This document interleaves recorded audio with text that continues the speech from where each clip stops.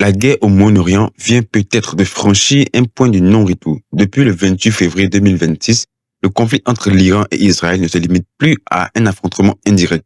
Il s'étend désormais à l'ensemble de la région et le front libanais devient l'un des points clés. Et l'entrée en guerre du Hezbollah annonce un embrasement du conflit et vers l'extension du conflit entre Israël et l'Iran vers un conflit régional majeur. Dans la nuit du 2 au 3 mars, Hezbollah a lancé plusieurs roquettes vers le nord d'Israël. En réponse, Israël a immédiatement ordonné l'évacuation massive des zones entières du Liban, menaçant près d'1 million de personnes civiles. Mais derrière ces événements se cache une réalité beaucoup plus grave. Le Moyen-Orient est en train de s'engouffrer dans une guerre régionale majeure. Dans la nuit du dimanche à lundi, 6 roquettes ont été tirées depuis le sud du Liban vers Israël, notamment en direction du nord du pays. Cette attaque intervient dans un contexte extrêmement tendu. Depuis plusieurs jours, les rumeurs évoquaient déjà une opération militaire israélienne imminente contre le Hezbollah dans le sud du Liban. Ces informations ont été confirmées par le ministre israélien de la guerre, Israël Katz, qui a déclaré que nous avions l'intention d'attaquer le Hezbollah de manière préventive cette semaine, mais ils ont justement attaqué avant nous.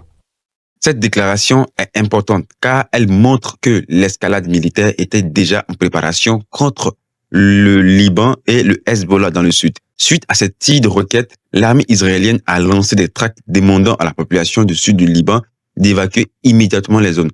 Près d'1 million de civils vivent dans cette région. Ces habitants sont désormais contraints de fuir vers d'autres zones du pays pour tenter d'échapper au bombardement sans distinction de l'entité israélienne. Mais l'évacuation ne s'arrête pas là. Israël a également ordonné l'évacuation de la banlieue sud de Beyrouth, ainsi que de plusieurs villes majeures dans la vallée de la Bekaa, notamment Brital, Dourous et Majloun. Cette décision montre que l'armée israélienne se prépare à une opération militaire beaucoup plus large. Pendant ce temps, les affrontements se multiplient le long de la frontière libano-israélienne. Une force blindée israélienne a pénétré depuis la colonie de Metela en direction de la colline de Nassin, près de la ville de Kafr Kila. Sous la couverture de tirs d'artillerie et de mitrailleuses, des unités israéliennes ont tenté également de s'infiltrer dans la ville frontalière de Doïra. Mais les forces du Hezbollah ont immédiatement réagi et selon plusieurs informations, une unité israélienne a été encerclée, provoquant des affrontements extrêmes, violents.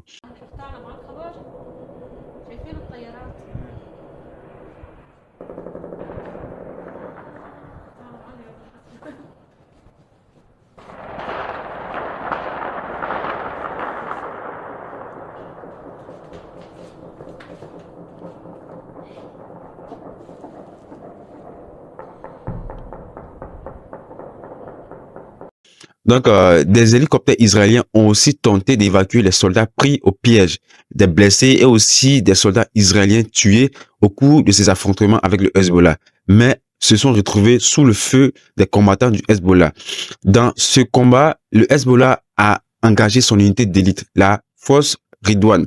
Cette unité spécialisée dans les opérations offensives et les embuscades a tendu plusieurs pièges aux forces israéliennes. Selon les informations confirmées par l'armée israélienne elle-même, plusieurs soldats de la brigade Givati ont été blessés lors d'une attaque anti-char près de la frontière. 5 soldats ont été grièvement blessés et 3 autres plus légèrement. Ces affrontements montrent que le Hezbollah ne se contente pas de tirs de roquettes. Il mène également des opérations terrestres contre les forces d'occupation israéliennes. Parallèlement à ces combats, les bombardements se multiplient. L'armée israélienne a frappé plusieurs zones au Liban, notamment dans la ville de la Bekaa. À Mashkara, une frappe aurait tué 4 personnes, dont 2 enfants. Dans le même temps, le Hezbollah continue de tirer des roquettes vers Israël, notamment vers Haïfa et Tibériade. Certaines attaques auraient même été menées de manière coordonnée avec l'Iran, ce qui confirme que le conflit prend désormais une dimension régionale. Les déclarations de certains responsables israéliens montrent également un changement stratégique. Le ministre des Finances israélien, Bezalel Smotrich, a affirmé que la banlieue sud de Beyrouth pourrait bientôt ressembler à Khan Younis. Khan Younis, pour ceux qui ne savent pas, dans la bande de Gaza, est une ville largement détruite après plusieurs mois de bombardements intenses sans distinction de l'armée de l'entité sioniste israélienne. De son côté, le chef de l'opposition israélienne, Yair Lapid, a déclaré que le sud du Liban devrait être entièrement rasé pour créer une zone de sécurité aux frontières d'Israël. Ces déclarations illustrent l'ampleur des tensions actuelles. Parallèlement au combat avec le Hezbollah, l'armée israélienne poursuit également ses opérations dans d'autres zones. Une frappe israélienne menée par la marine aurait tué Wassim Attallah Ali, un commandant du Hamas, dans le camp palestinien de Bedawi, près de Tripoli, dans le Liban. Dans le sud du Liban, le cimetière de Kaftanet aurait également été détruit lors des bombardements qui ont fait plusieurs victimes. Après les premiers affrontements à la frontière, la situation a continué de s'aggraver. Plusieurs tentatives de débarquement de troupes israéliennes depuis le territoire syrien ont été menées pour tenter de prendre les forces du Hezbollah en tenaille, mais selon plusieurs rapports, ont été repoussés par les combattants du mouvement libanais. Dans le même temps, l'armée israélienne a intensifié ses bombardements au sud du Liban. Le village de Maraki a notamment été frappé, provoquant la mort de plusieurs civils appartenant à une même famille.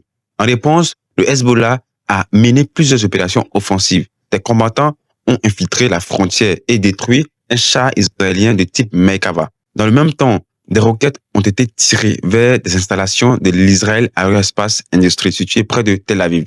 Un autre incident grave s'est produit dans les zones d'Al-Kawza, près d'Haïti Al-Shab. Selon certaines informations, des soldats ghanéens appartenant à la mission de maintien de la paix de la FINUL ont été tués lors d'une attaque israélienne. Pour comprendre la situation actuelle au Liban, il faut rappeler ce qu'est réellement le Hezbollah. Le Hezbollah est né dans le contexte de l'invasion israélienne du Liban en 1982. Le mouvement s'est révélé publiquement en 1985 comme une organisation de résistance contre l'occupation du pays par l'entité israélienne. Lors de la guerre de 2006 contre Israël, le Hezbollah a réussi à résister à l'armée israélienne et encore plus à empêcher une occupation durable du territoire libanais. Après cette guerre, le mouvement a continué d'exister comme une force politico-militaire majeure au Liban. Une question revient souvent dans le débat actuel. Où est réellement l'armée libanaise? Parce que si le Liban est un pays, forcément le Liban doit avoir aussi une armée. Mais en réalité, il faut comprendre quelque chose. L'armée libanaise est bien présente dans le pays, mais elle reste en grande partie en retraite de combats directs contre Israël. Dans les dernières heures, certaines unités ont quitté leur position dans la région de Sadama, dans les hauteurs du Kaf Souba, au sud du Liban. Cette décision a été prise sur ordre du président libanais Joseph Aoun et du premier ministre Nawaf Salam. Selon plusieurs sources, les autorités libanaises ont refusé certaines options militaires proposées par le commandant de l'armée pour répondre à une possible invasion israélienne. Cette position a provoqué beaucoup de controverses dans le pays. Depuis plusieurs mois, les tensions entre l'État libanais et le Hezbollah se sont accentuées. Certains responsables politiques accuse le mouvement de risquer d'entraîner le pays dans une guerre totale avec Israël. De son côté, le Hezbollah affirme que l'État libanais est incapable de protéger le territoire et que la résistance reste nécessaire face aux opérations militaires israéliennes et que Israël ne respecte aucune loi et aucun traité. Donc, que seule la résistance serait le chemin royal vers la sortie du Liban dans cette crise. Selon le mouvement, la décision d'entrer en guerre a été prise après plusieurs mois de frappes israéliennes au Liban et de violations du cessez-le-feu conclu entre Israël, le Hezbollah et les États-Unis, qui ne font aucun effort pour obliger Israël à respecter le cessez-le-feu et les clauses du cessez-le-feu. Un autre danger apparaît aujourd'hui, celui d'un conflit interne au Liban. Alors que les forces israéliennes poursuivent leurs opérations au sud du pays, des tensions émergent entre l'armée libanaise et le Hezbollah autour de la question des armes et du contrôle du territoire. Certains incidents déjà ont eu lieu autour des convois d'armes destinés aux forces du Hezbollah. Si ces tensions devaient s'aggraver, le Liban pourrait se retrouver face à un scénario extrêmement dangereux. Une confrontation entre l'armée nationale et le mouvement de résistance. Il faut savoir que le chef de l'État libanais a demandé à ce que l'armée libanaise désarme le Hezbollah. Et le chef de l'État libanais a même demandé à l'armée de se retirer de certaines positions dans le sud pour permettre l'invasion de l'armée israélienne au sud du Liban. Donc pour le Hezbollah, c'est une trahison du Liban. Dans cette logique, un affrontement entre l'armée libanaise et le Hezbollah pourrait survenir dans les prochains jours. Aujourd'hui, la situation est extrêmement volatile. Les forces israéliennes poursuivent toujours leurs opérations militaires au sud du Liban, tandis que le Hezbollah affirme renforcer sa résistance. Dans le même temps, l'État libanais semble incapable de contrôler pleinement la situation. Les prochains jours pourraient donc être déterminants dans ce conflit, car si les combats continuent de s'intensifier, le conflit entre Israël et le Hezbollah pourrait non seulement s'étendre, mais aussi transformer profondément les équilibres politiques militaires du Liban. Mes chers amis, nous arrivons bientôt à la fin de cette vidéo de quelques minutes pour vous expliquer ce qui se passe au Liban, car le Liban est un conflit dont on parle le moins dans les médias. Donc, merci d'avoir suivi cette vidéo et n'oubliez pas de vous abonner et de dire ce que vous pensez en commentaire et même de proposer des sujets sur lesquels vous voulez qu'on fasse une analyse ou vous voulez débattre. Donc, merci beaucoup. On se retrouve très bientôt sur Le Monde Vu d'Afrique pour une nouvelle émission spéciale sur les actualités partout sur le globe.